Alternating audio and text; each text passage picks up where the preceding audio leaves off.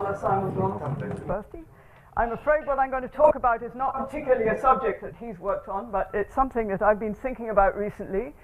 And what I'd like to explain is a slightly new way of approaching the definition of the virtual fundamental class of a space of J-holomorphic curves. And I'm going to do this as usual in the very simplest case, where the J-holomorphic curves I'm talking about are closed. And so what we have is a compact space of stable maps. And what we want to do is understand how, give a construction for its fundamental class. So let me begin by, I'm going to begin by explaining the problem and explaining sort of a little bit about where the difficulties are in solving it, and then give you an idea of what the new answer that I'm proposing, and then go into some detail about how I construct that. So now the problem is we have a space X, which I'm going to write as M bar G K M J A.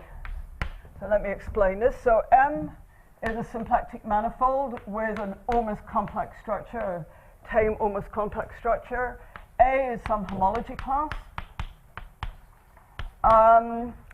And what this space consists of, it consists of equivalence classes of J-holomorphic maps. So an element would be, well, it's an equivalence class of objects, but before you impose the equivalence class, you've got a Riemann surface of genus G. You've got some marked points. In fact, you've got K marked points.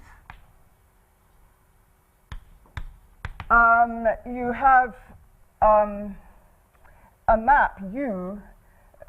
So this is a Riemann surface, but it's a nodal Riemann surface. So that means you're allowed to have singularities, nodes like this. Got some marked points, and you've got a map U, which is a map from sigma to M. And it's meant to satisfy the J-holomorphic curve equation, so du composed with little j is equal to big J composed with du. And so those are the tuples, and then you put an equivalence on. You say two such tuples are equivalent if you have, you have what happens to the marked points? Well, nothing particular happens to the marked points, but what you're going to do is you have a map like this, then you're going to evaluate at the marked point, so you get an evaluation map from X to M to the K. And then the idea is that you're trying to count these curves. What you're trying to do is say count intersection numbers of how many curves pass through some homological constraints, right? And the other thing I should say is, of course, this map here represents this class A. So you push forward of sigma is A. And yeah, the problem is how do you count? How do you make sense of this problem in general? And so what was, I was going to say, if we have a tuple ZU, and then it's equivalent to, you've got this map U going to M, well, you've got some other tuple U prime going to M, and what you want is a commutative diagram. You want a holomorphic transformation that takes from sigma J to sigma prime J prime, takes Z to U, and makes this diagram commute. So it's equivalent up to reparametrization. So they're sort of unparameterized curves.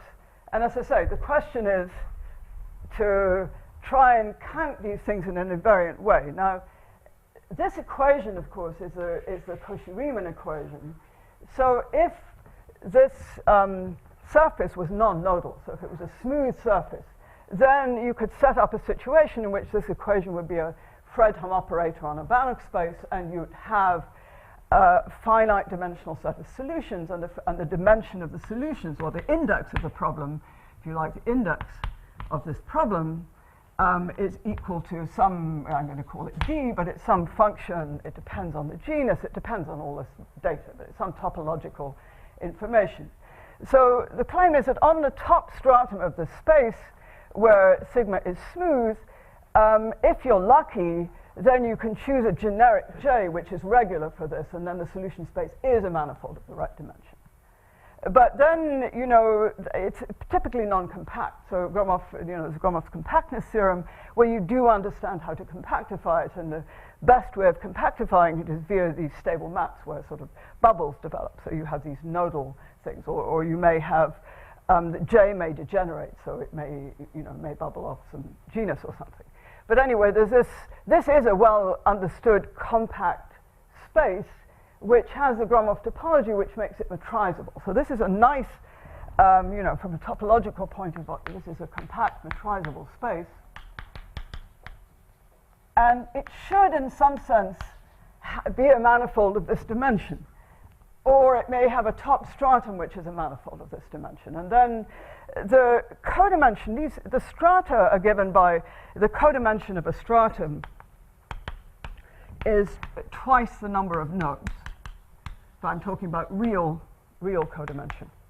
So, you know, when you're looking at closed curve like this, all the bubbling is codimension 2. So in principle, it shouldn't affect the existence of a fundamental class. So you should be able to define a fundamental class. The trouble is that in particular geometric situations, you may not be able to find that, you may not be able to perturb J in such a way that the set here that you can control, the boundary might be huge for some reason. So you may not be able to just control what the space looks like by making a nice choice of J. So you've got to do something else.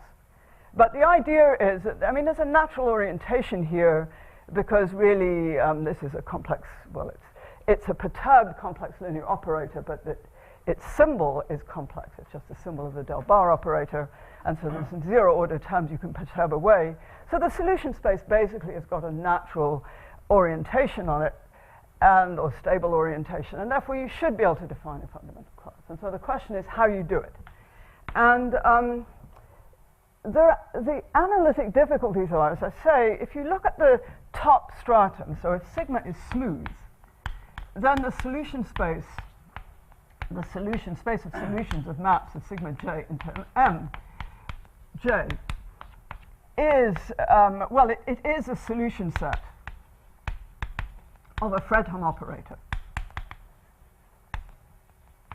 I mean, you have to set up this Fredholm operator in a nice Banach space setting where you're looking at space of Sobolev, kind of Sobolev smooth maps of M to there, and then you impose your equation, and you can just set it up. There's a nice Fredholm setting for that.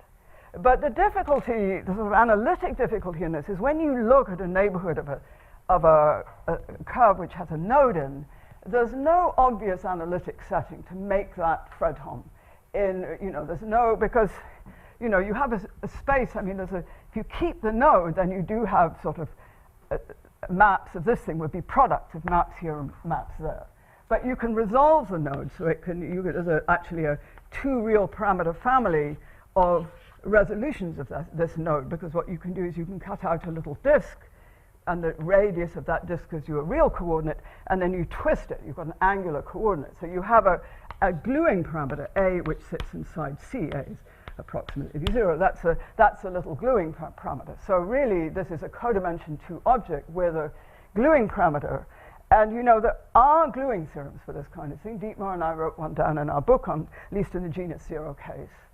But that's a sort of naive gluing theorem which does not give any smoothness when you glue with respect to this parameter A.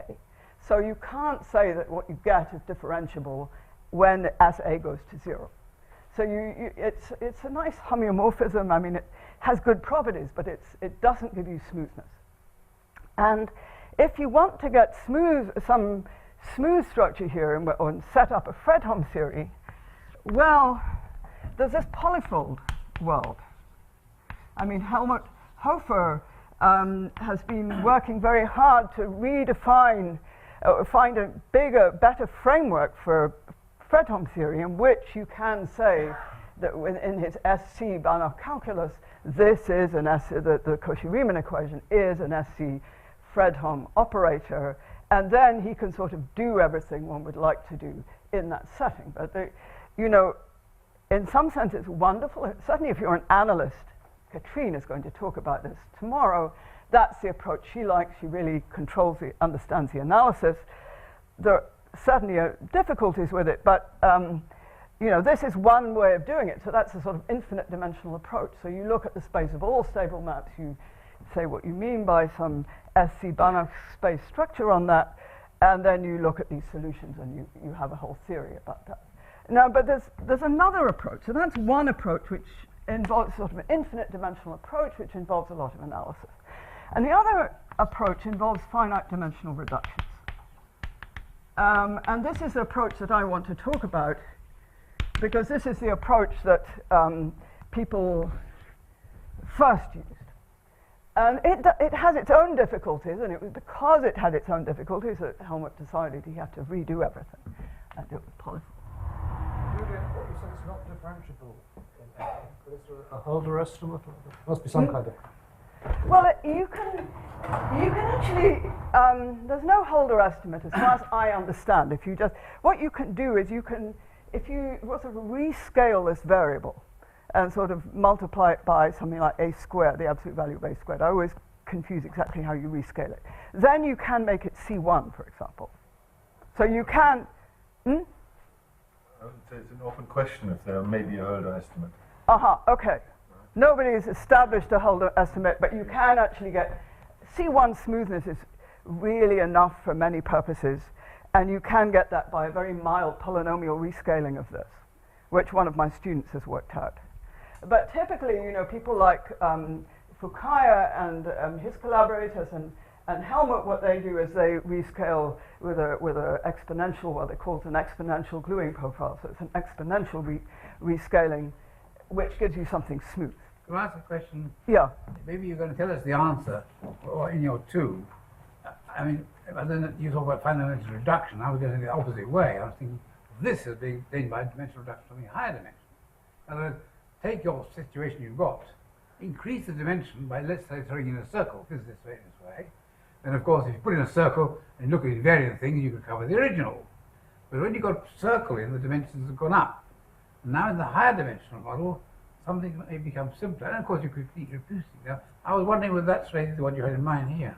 No, I don't know anybody who's tried to do that kind of thing. I mean, there are situations in which, that's standard in situation. When you go to one non-standard monopoles and self-Young mills, you put in a circle to go up higher.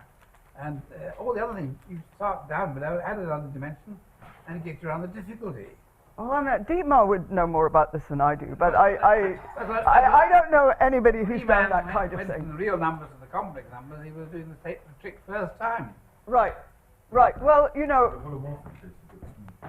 yeah, I can't answer that question. What I'm going to do is to try and tell you how the finite dimensional reduction works and give you a slightly different way of doing it, which gets in a way a nicer answer. That's what I was planning. And I would say, the pioneer of the finite dimensional reduction approach is Fukaya and Ono, who wrote this paper in the 1990s, and then since then there's been various other work about how you do this. Perhaps before I talk about that, I should say, what's the local model for a neighborhood of some point x in x? So, I'm saying we have a finite dimensional reduction. Well, if you look at a point, so a point x in x is this equivalence class of stable maps. And it could have an automorphism group. There's an orbifold setup here because we're doing it under equivalences, and you could have a self-map of sigma which actually commutes with you. So you have to think your local model is not going to be a manifold but some sort of orbifold thing. And so the local model, it looks a little bit complicated, but it's a tuple of 5 objects. And so what these objects are, well, E is a vector space. And that's a vector space, a finite dimensional, typically real, you could take it complex, but it's something which we're thinking of this as in a neighborhood of X, so we've got this map U.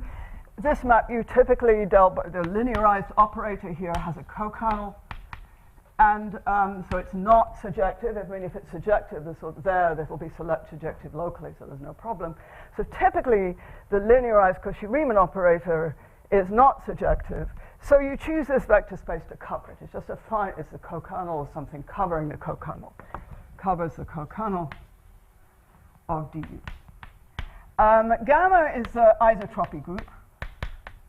Typically, you take it of this element of x naught, say. We're in a neighborhood of x naught. So it's just some finite group. U is a manifold,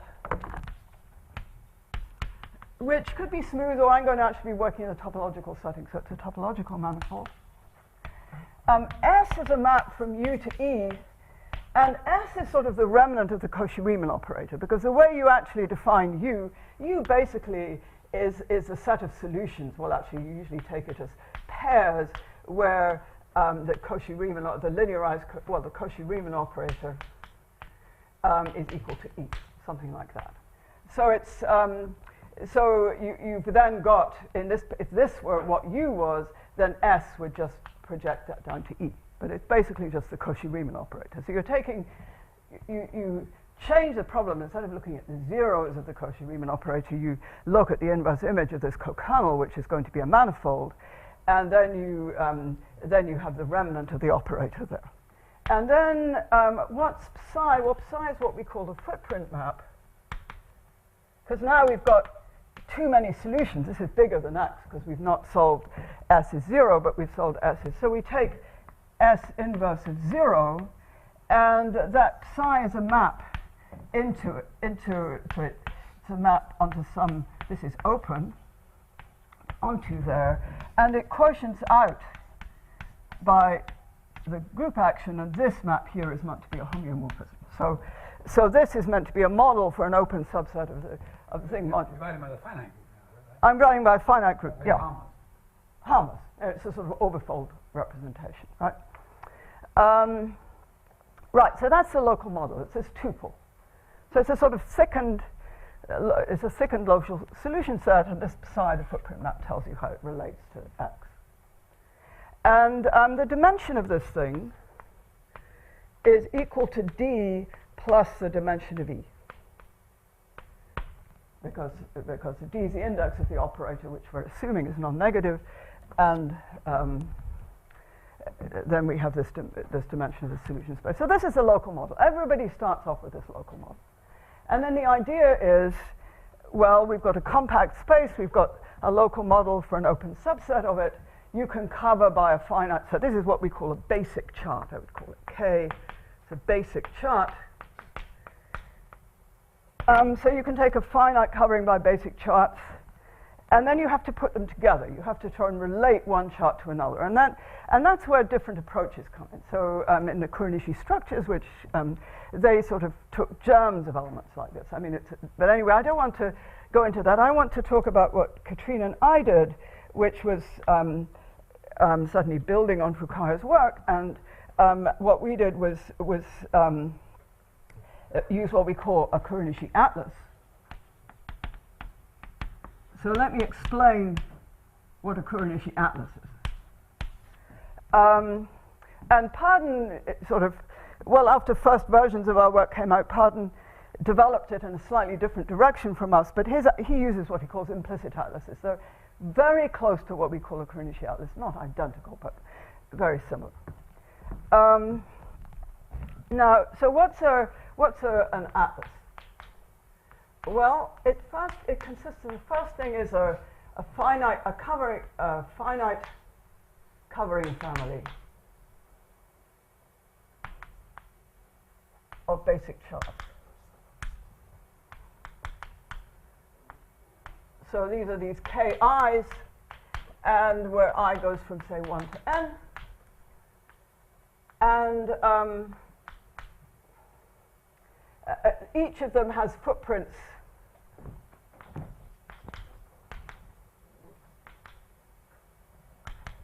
Fi, and then, so we have this covering. So these are meant to cover the union of Fi. It's meant to be X. These are open sets. And so then we have, say, F1 and F2, and then their intersection is F1, 2. In general, we define Fi to be the intersection of the F little I for I sitting inside I. And for each, so we have a collection, index collection, IK, which is a set of I such that these intersections are non-empty. And the idea is that we have so we have transition. These are our basic charts, and we have transition data. And the transition data consists of two things. The first thing you have is a basic chart with footprint Fi for all I sitting in Ik. So, I mean, the point is that if you take two charts with overlapping footprints, here you've got one obstruction space E1, here you've got another obstruction space E2. They're very different.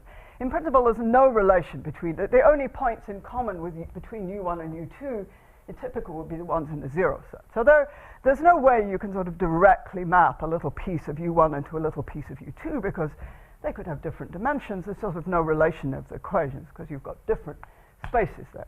So what you have to do is over this thing, you have to build a bigger chart where, so what's Ki? Well, it's going to be a tuple. Its bundle, well, its vector space is just going to be the sum of the EI with I and I. And the group gamma is just going to be the product of the groups gamma I.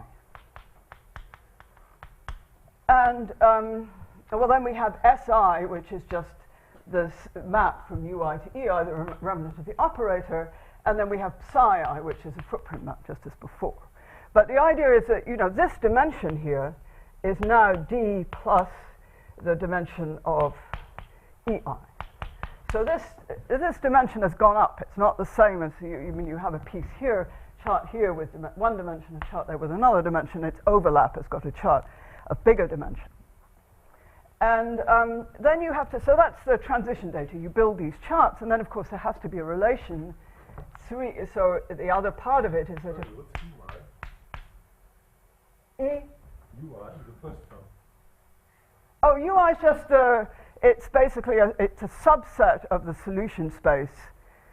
It consists of pairs EI, U, such that S, the Cauchy-Riemann equation, sits inside EI. Right? It's just some subset that sits inside that. Dimension. It has its dimension, but it doesn't have any particular. I mean, it has little pieces of. I mean, if.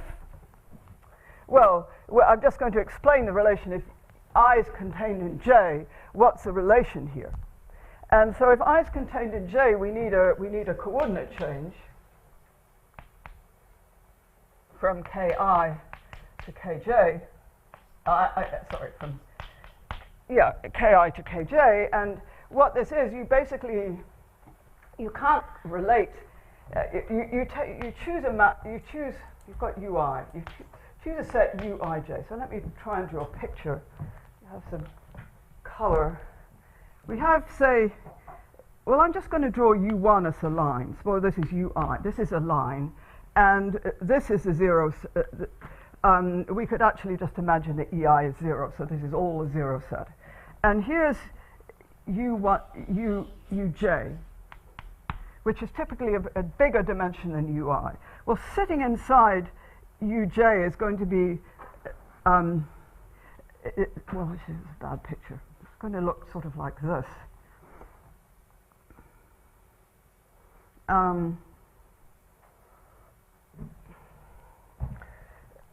This is going to be, this green, well, Uj, I sitting inside J. Oh, yes, I should point out. I is sitting inside J. So that means that Fi, which is the intersection of all these little Fi's with I in I, is actually bigger than Fj. So we should expect the footprint of this chart to be actually smaller. So the claim is that this is this set here. We've got Fi here and Fj here sitting inside it. And this green bit here is what sits over there. And what we have, the relation, we choose Uij. Well, let me go to a different board. Because the coordinate changes are a little bit complicated here. We have Ui, and sitting inside we have Uij, just an open subset and it's a neighborhood of psi I inverse of fj. So basically, this set, its intersection with the zero set it maps onto fj.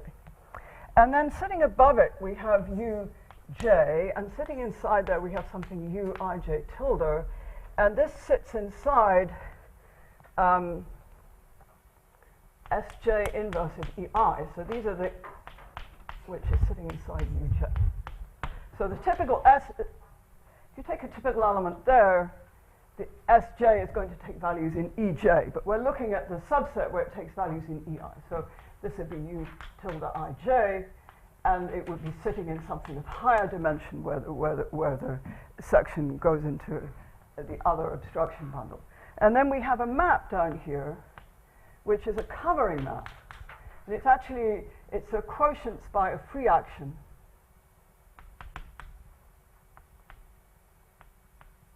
of gamma j minus I.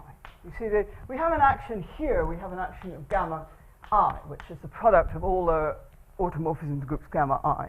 Here we've got a bigger group acting, we've got gamma j acting, which is a product of bigger groups. And the claim is that over here, over the bit, so this is when we make it a tame atlas, this would actually be an equality there. But anyway, in general, it sits inside there. That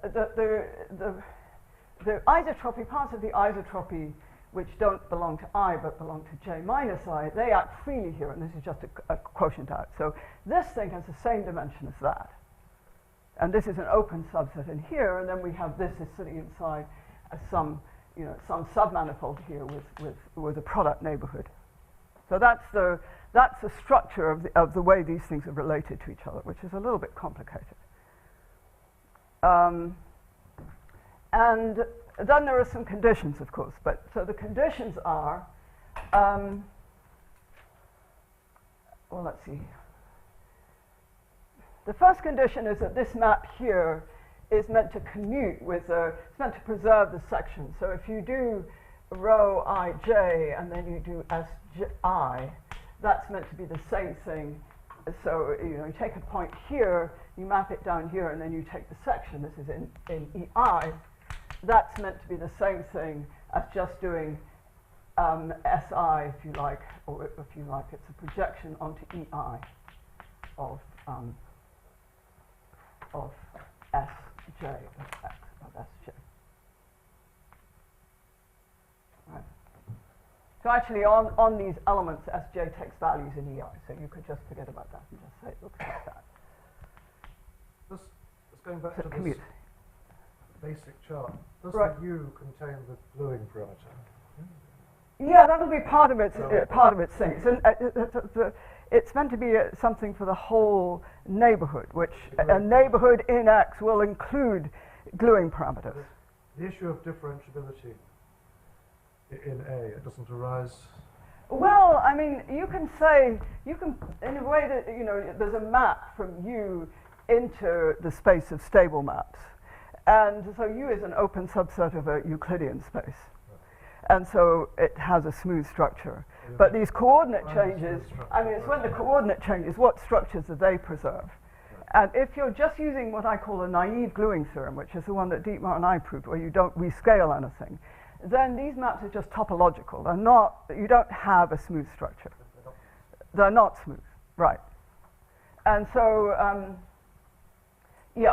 so I'm working where these, you can think of these as topological manifolds, everything's just continuous. And then, I mean, you don't really see it there, but the next thing you see is that I was telling you that Uij, this is Sj inverse of EI. What you do need to have is that this got to be a submanifold. So where you express whether it's a submanifold, there's a little local product neighborhood here. And it depends whether the coordinates on that product neighborhood can be taken to be smooth or not.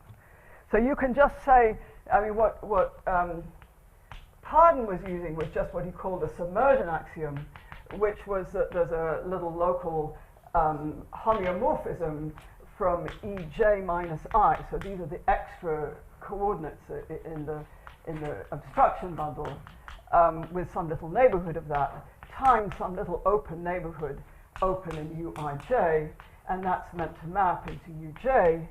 And this map, so it's a homeomorphism onto a little neighborhood sitting inside uj.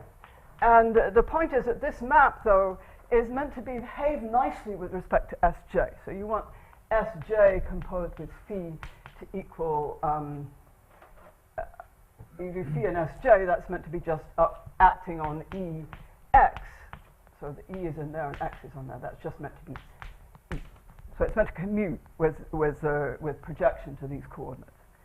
So, so you're basically saying that there's a little product structure where you can sort of keep control of the Sj, what this is Sj minus I. So this section here somehow keeps control of the normal direction. And if you're in a smooth situation, what you say is that this is differentiable, and then you say that the derivative of S induces an isomorphism between the normal bundle and the quotient.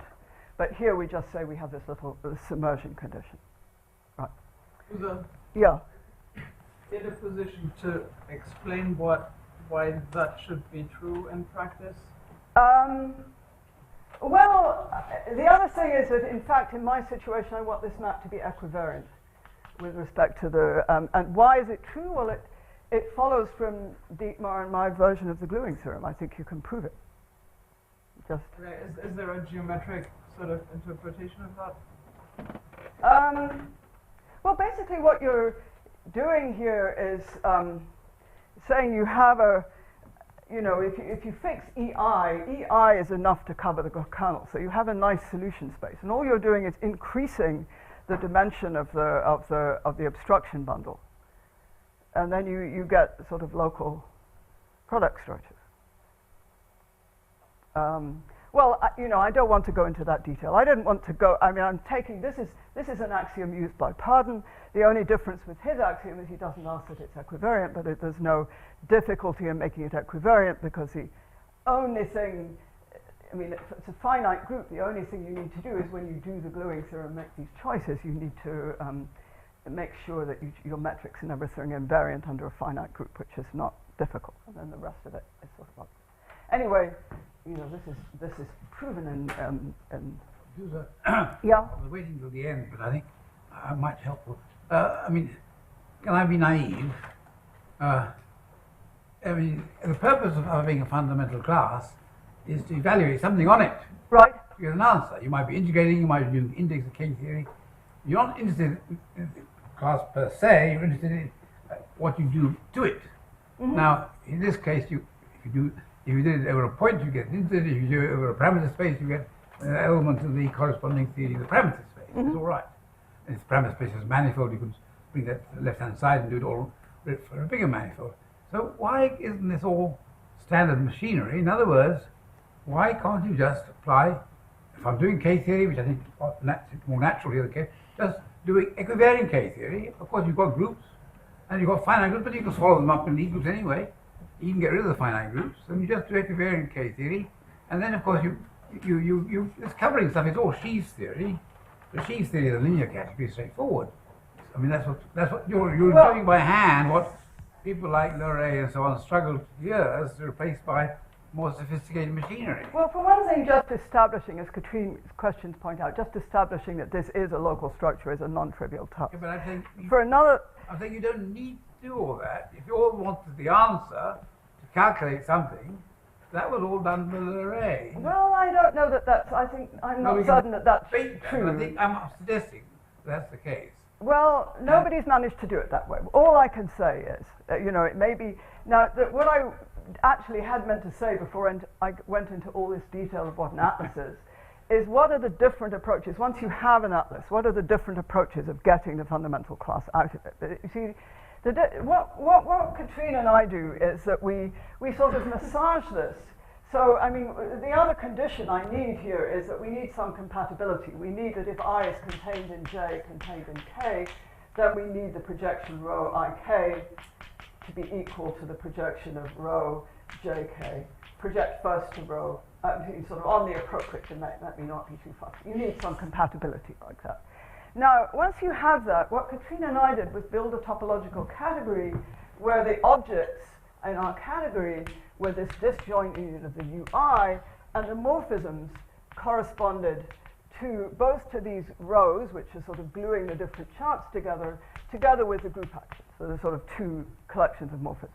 And then what we did was show that if you take the object, you look at the naive realization of that category, and you quotient out by the morphism, that's a relatively nice space, and you can give it a metrizable topology, and it also contains there's a bundle over it, which I haven't explained how to get, but you can define a bundle over it with a section, and the zero section of that, S inverse of 0, is canonically identified with X. So we get the space we're looking at in this relatively nice neighborhood, which is, now this K is a union of orbifolds, because it's a union of UI quotiented out by gamma I. The only difficulty was it's not an orbifold itself, because all the dimensions of these things are different. And therefore, in order to get sort of you need to represent the Euler class. You're basically trying to represent the Euler class of this bundle over this rather, it's a relatively nice but not perfect kind of object.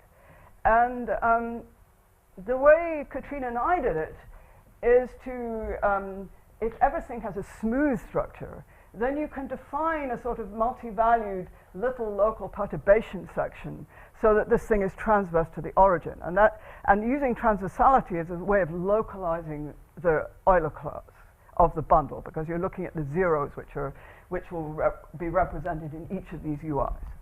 So that's one way of getting the zero set. Pardon didn't like all, you have to work quite hard to get a nice space here, and he thought another way, more like you, all we're trying to do is get a cohomology or homology class. Why don't we pass to homology much sooner, at some earlier stage? Now, his definition of an atlas still has all these elements in it. Could I make one other suggestion? Right. Orbifolds are entirely unnecessary. In other words, you always throw away questions posed by finite groups if you're prepared to consider questions by larger groups, connecting league groups, with finite isotropic groups, or in general, arbitrary quotients, which can have different subgroups, and then you get different dimensions for the quotient. That is entirely equivalent. The equivariant K theory, and what you do is you get a bigger group, you embed things in larger and larger groups, and you have one big group, and that big granddaddy group. The equivariant theory for that amounts to doing lots of things over different dimensional manifolds with simply the different dimensions of the orbits. Right. That's very understood, and you know how to do that in a canonical way. So you forget about orbifolds; they can be consigned to history. Just replace things by. I think I learned that trick from Quillen. Sure, but the trouble is that if you do that, replace by an S1 action or something, you just define it. It could be, it could be, but you completely lose control of the analysis. That's what I want to say. There's sort of analytic underpinnings here that you have. You don't need to lose an accuracy, because what you're doing is looking at the analysis which is equivariant under a group action. And whatever analysis you're doing, equivariant under a group action, is locally equivalent to the analysis of the quotient space. So you're just reinterpreting it all. I did this many times, many people have done this, and I claim that they're equivalent. Well, so, if somebody wants to approach it that way, that's fine. Katrina's got a better answer than this? I think it's important to say loud and clear, time and time again, that the group action in question in symplectic topology is nowhere differentiable. Why? Where do you assume no differentiability? Well, no, we don't assume nowhere differentiability. If you look at, suppose you look at a space of functions on a circle, say LP functions on a circle, and then you rotate the circle, it's not even continuous, right? No. And if you take W1P, then it might be continuous, but it's not. Why didn't you take the infinity function? You can't, because that's not Fredholm. That's one of the problems. We need a Fredholm problem. You can work with Frechet spaces. But Frechet, that's what polyfold theory does. Polyfold theory is a sort of a way of making. And other people say, well, work with Hilbert spaces is easier, so you can do either way. Well, I think the point is that polyfold theory, you do have nice continuous group actions, and things are fine. So if you wanted to do analysis in that way, then I think your ideas would work, actually.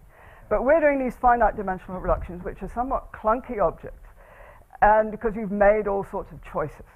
Well, And the idea it's a question of choosing the appropriate techniques. I think how skillfully you can negotiate the rocks and the rapids. Right, well, it depends on your preferable techniques. You see, because Exactly. what I was going to say was that Pardon, instead of working very carefully to get a nice space like this, he says he stops earlier and he says, okay, well, you've got this atlas. And then all I want is homological information. So he goes into sheaf theory, which is another way of localizing homology, chain complex. Yeah, but now the sheaf theory, the sheaf theory is rather sophisticated sheaf theory. All right. And yeah, so, you know, the question is what you want to understand. I find it very hard to understand it. So what I tried to find was a way round doing that sheaf theory. And so what I wanted to explain was that in fact it's possible to improve this space here, which, you know, the thing about this space is that we have all these local orbifolds which have different dimensions. And what I was saying is you can thicken up these spaces in a consistent way to actually define an orbifold. So my idea, my new idea was to thicken up, well actually you can't do the UI, you have to pass to VI sitting inside UI, so these are open, but it's like passing to the stars of the first barycentric subdivision, so you just pass to a slightly thinner covering which still covers the set, but you thicken them up so they all have the same dimension. So you take EA minus I times epsilon times VI, where this is just the product of all the EJs with J not in I. So A was the basic set of fundamental classes.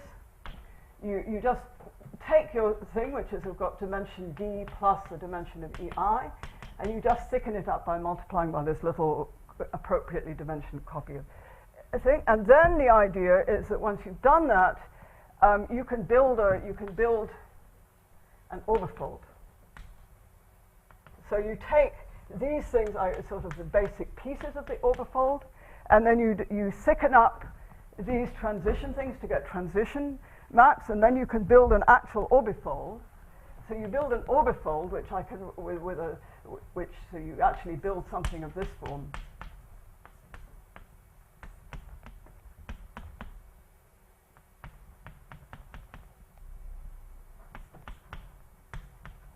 Where this is actually, it's no longer, it has to be a branched manifold. You can't get away with making it a manifold, but it has a global action of this group gamma A, which is just a product of all the isotropy groups.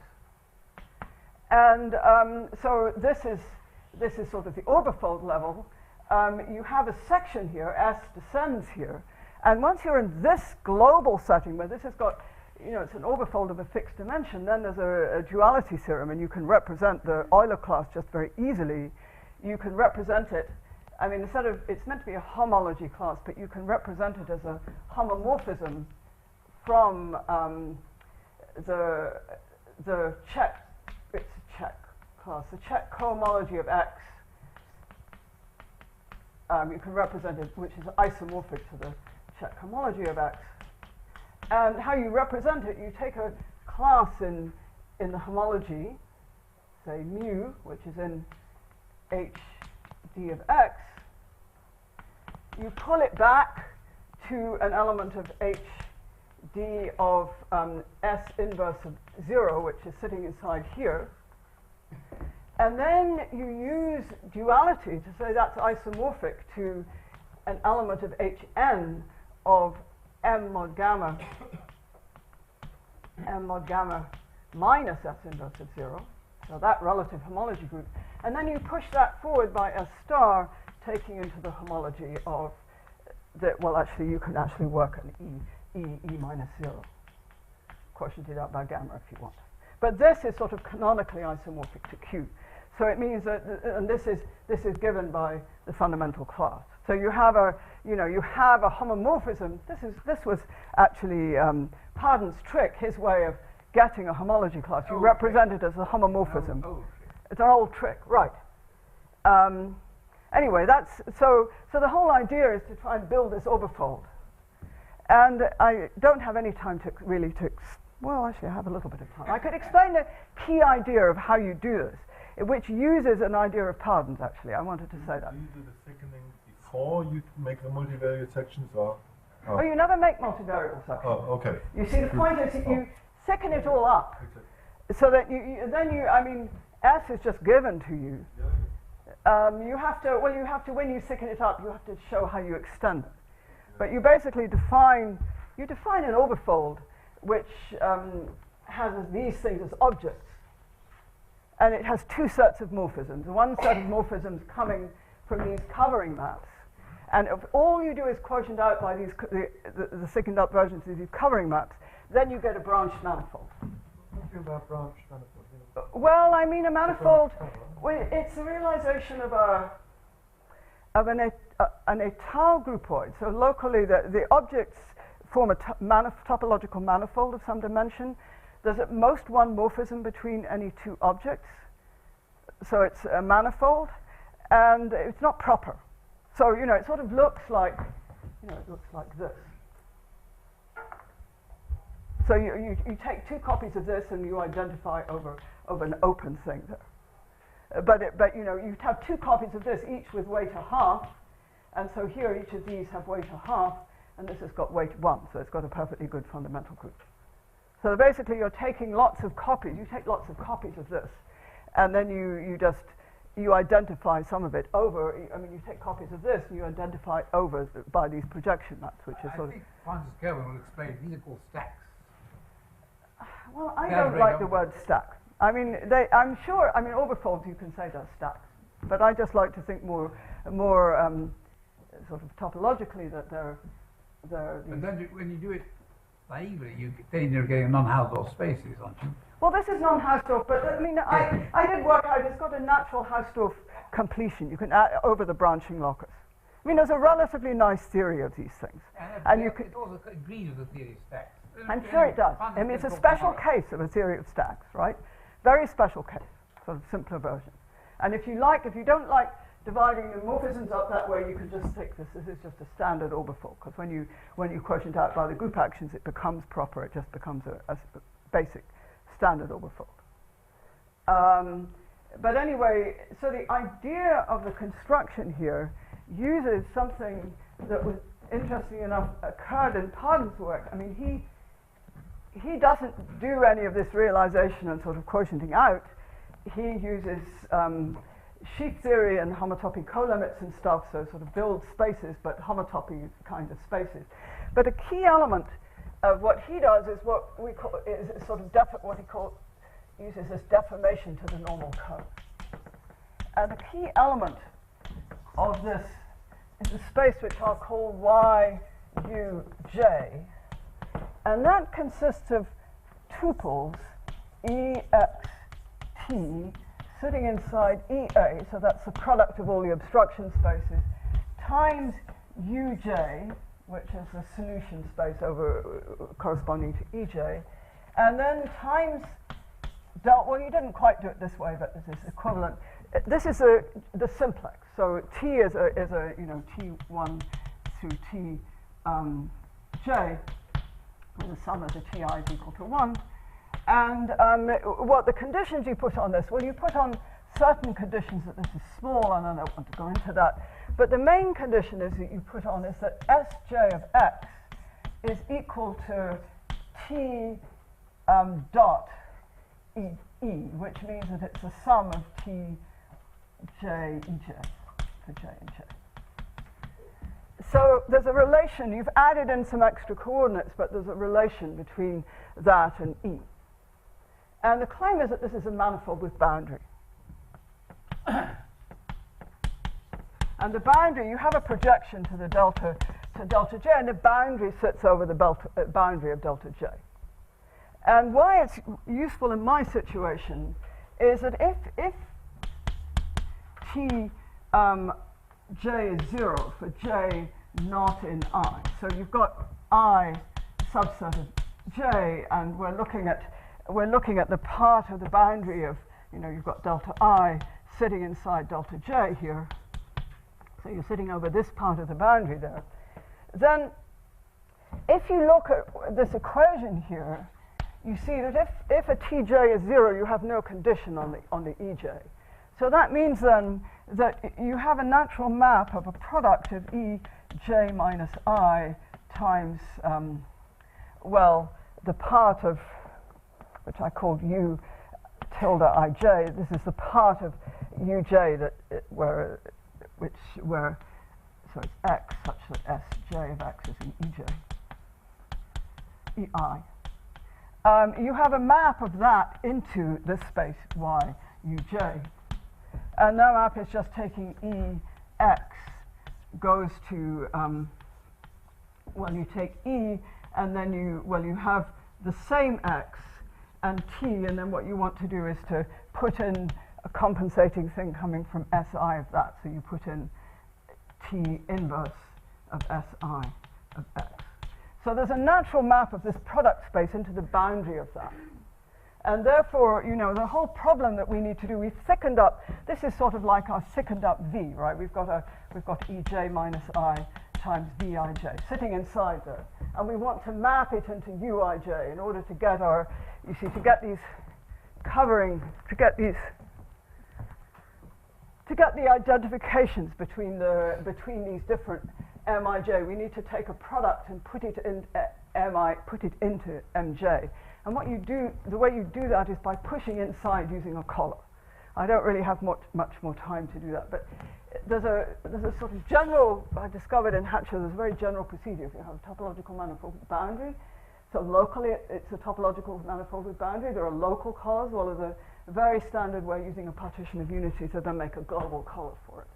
And because we have very nice, this is a manifold, you have very nice local charts which are given by these maps which give you from the submersion axiom. You have those nice charts that give you a lot of control. You can build a very nice collar with a lot of nice properties.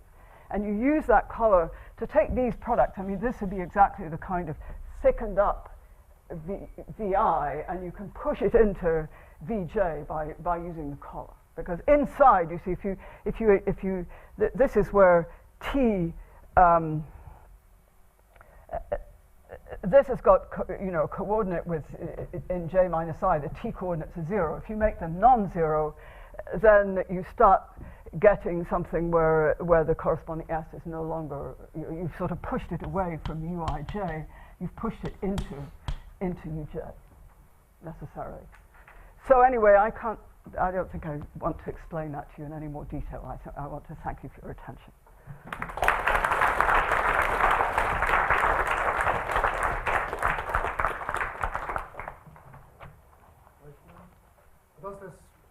Does this finish off the problem for this? Well, I mean, this problem was finished. It's just a different way of.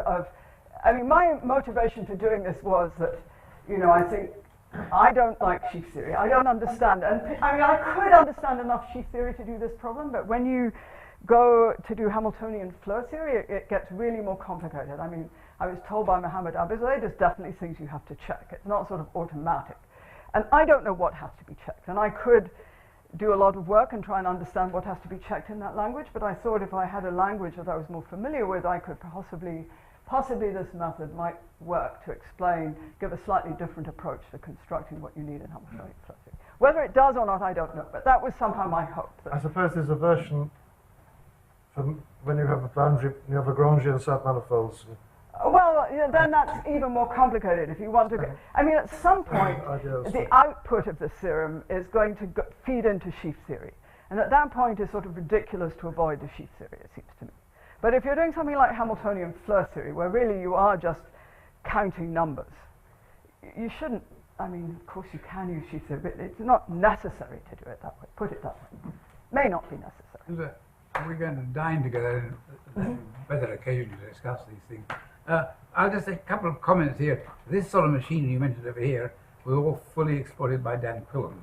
Right. We used it for all sorts of purposes, magnificent stuff, all in Quillen's papers, and he did many things with it. Of course, you don't need to use all of it all the time, that's all. Sure, right. You only, for a certain bit, you only need this.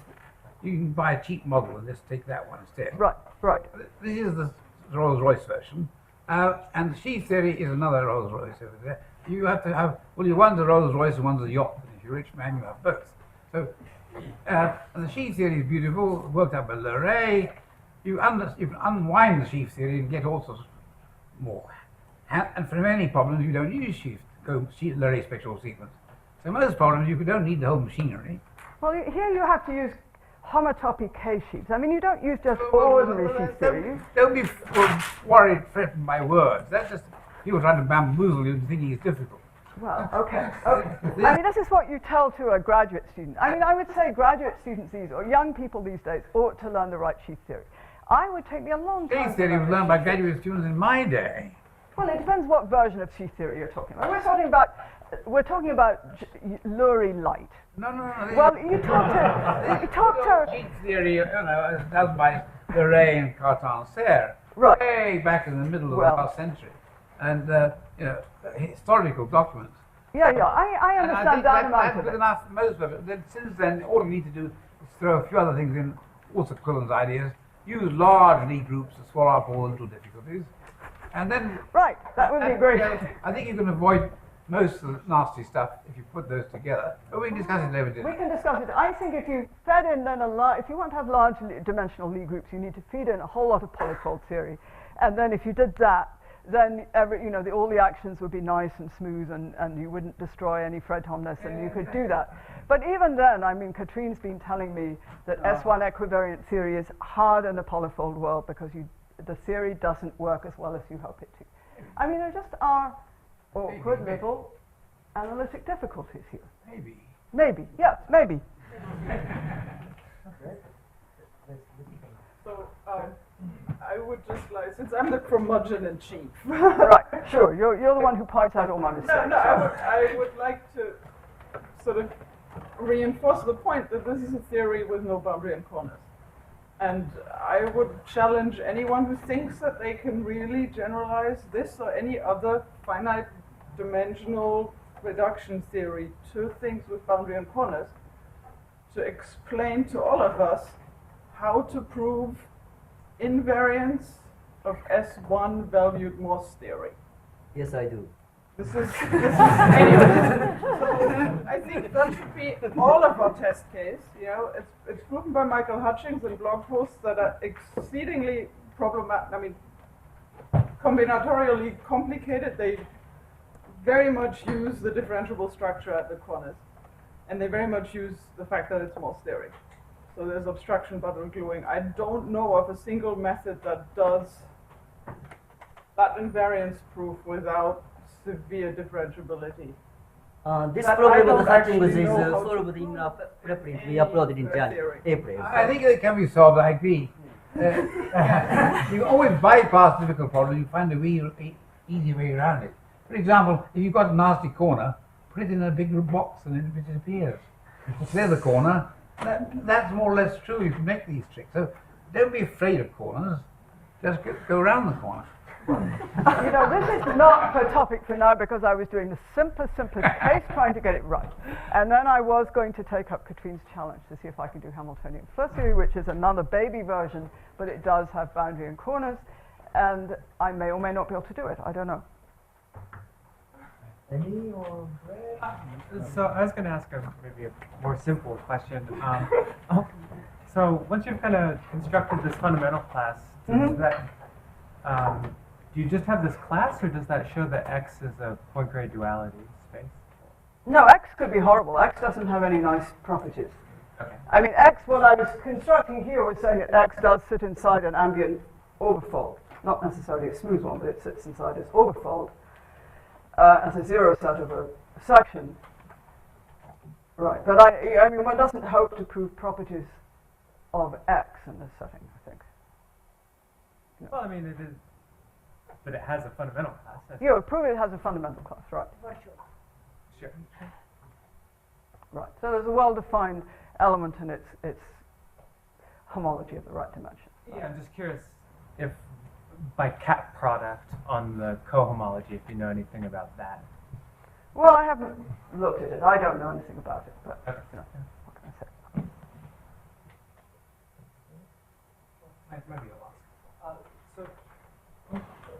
One thing I'm concerned about is just extending the vector bundle. So it seems like you have these sort of, all these charts, maybe you can think of it on a dimension jumping or default or a stack.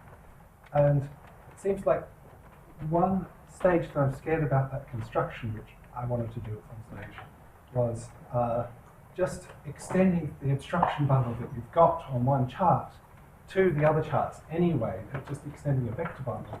I think there are obstructions to extending vector bundles. I'm not extending, I mean here I'm certainly not extending a vector bundle because I'm just taking a product with a vector space. Doesn't there need to be sort of a global obstruction bundle after you're done? All these needs to kind of fit together equivariantly. Or maybe you can explain. I can talk about it with you. I mean, I don't think of it as trying to. Yeah, I don't think of it that way.